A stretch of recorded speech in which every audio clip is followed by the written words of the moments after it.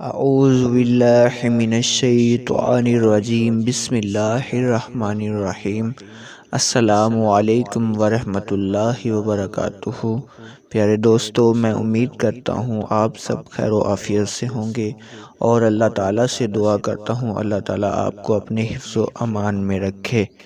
جب حضور انور صلی اللہ علیہ وآلہ وسلم کی مقدس زندگی کا 40واں سال شروع ہوا تو ناگہان آپ صلی اللہ علیہ وآلہ وسلم کی ذات اقدس میں ایک نیا انقلاب رونما ہوا کہ یہ دم حضرت صلی اللہ علیہ وسلم خلوت پسند ہو گئے اور اکیلے انتہا میں بیٹھ کر خدا کی عبادت کا ذوق اور شوق پیدا ہو گیا۔ آپ صلی اللہ علیہ وسلم کثرت اوقات سے غور و فکر میں پائے جاتے اور آپ صلی اللہ علیہ وسلم کا بیشتر وقت منتظر قدرت کے مشاہدات اور کائنات فطرت کے معاملے میں مصروف رہتا۔ دن رات خالق کائنات کی ذات و صفات کے تصور میں مستعرف اور اپنی قوم کے بگڑے ہوئے حالات کو سیدھا اور اس کی تدبیروں کی سوچ بچار میں مصروف رہنے لگے۔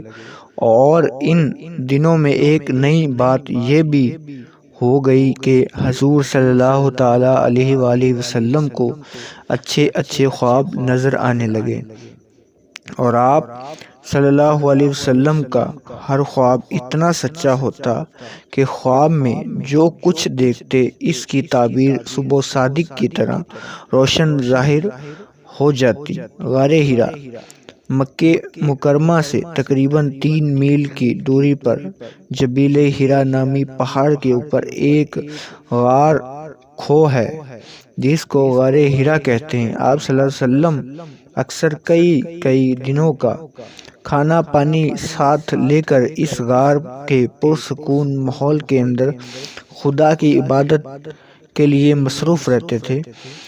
جب کھانا پانی ختم ہو جاتا تو کبھی خود گھر پر آ کر لے جاتے اور کبھی حضرت بی بی خدیجہ رضی اللہ تعالی عنہا کھانا پانی غار میں پہنچا دیا کرتی تھی۔ آج بھی یہ نورانی غار اپنی اصلی حالت میں موجود اور زیارت گاہ خالق ہے۔ پہلی وحی۔ ایک دن آپ صلی اللہ علیہ وسلم غار حرا کے اندر عبادت میں مشغول تھے کہ بالکل اچانک غار میں آپ صلی اللہ علیہ وسلم کے سامنے ایک فرشتہ ظاہر ہوا۔ یہ حضرت جبرائیل علیہ السلام تھے جو ہمیشہ خدا عز و جل کا پیغام ان کے رسول تک پہنچاتے رہتے ہیں۔ فرشتے نے ایک دم کہا کہ پڑھ۔ آپ صلی اللہ علیہ وسلم نے فرمایا میں نہیں پڑھوں گا۔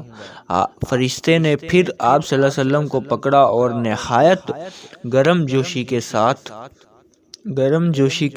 آپ صلی اللہ علیہ وسلم سے زوردار معاکتنا کیا اور پھر چھوڑ کر کہا پڑھیے۔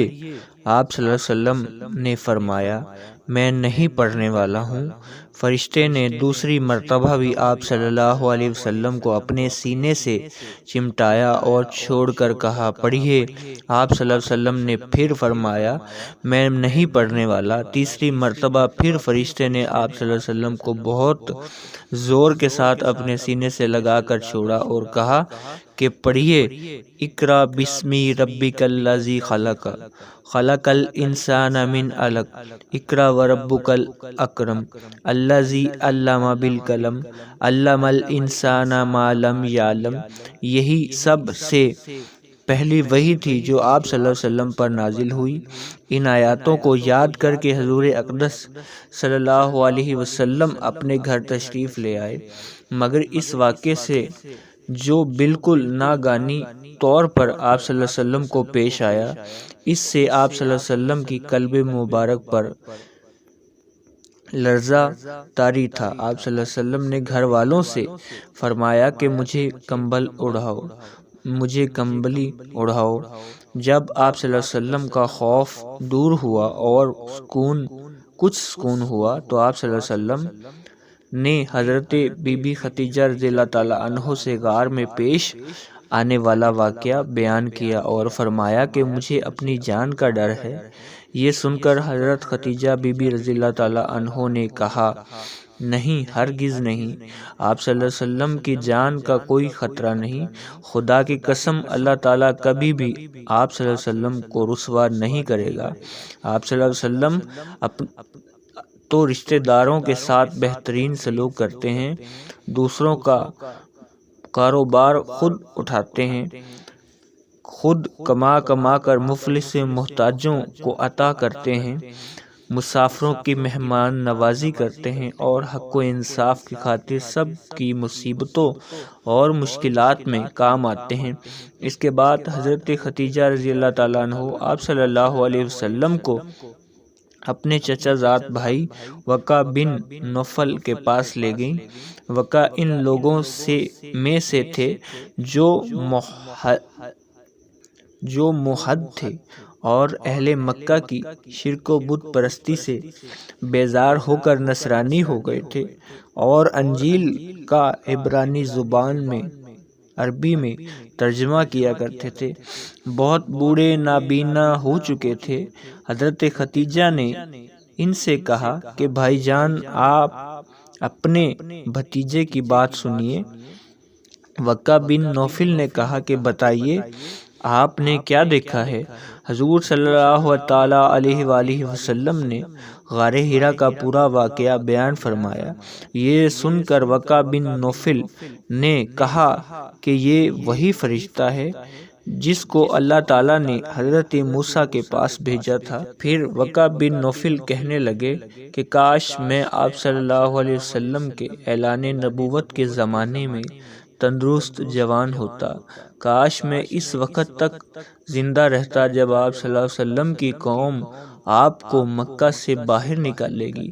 یہ سن کر آپ صلی اللہ علیہ وسلم نے تعجب سے فرمایا، کیا میں مکہ مجھے نکال دیں گے؟ تو وقع بن نے کہا، جی ہاں، جو شخص بھی آپ صلی اللہ علیہ وسلم کی طرف نبوت لے کر آئے گا، لوگ اس کے ساتھ دشمنی پر وابستہ ہو جائیں گے۔ اس کے بعد کچھ دنوں تک وحی اترنے کا سلسلہ بند ہو گیا اور حضور تعالیٰ صلی اللہ علیہ وسلم کا انتظار معتب اور بے قرار رہنے لگے، یہاں تک کہ ایک دن حضور صلی اللہ تعالیٰ علیہ وسلم کہیں گھر سے باہر تشریف لے جا رہے تھے کہ کسی نے یا محمد صلی اللہ تعالیٰ علیہ وسلم کہہ کر پکارا۔ آپ صلی اللہ علیہ وسلم نے آسمان کی طرف سر اٹھا کر دیکھا تو یہ نظر آیا کہ وہی فرشتہ حضرت جبرائیل جو غار میں آیا تھا، آسمان و زمین کے درمیان ایک کرسی پر بیٹھا ہوا ہے۔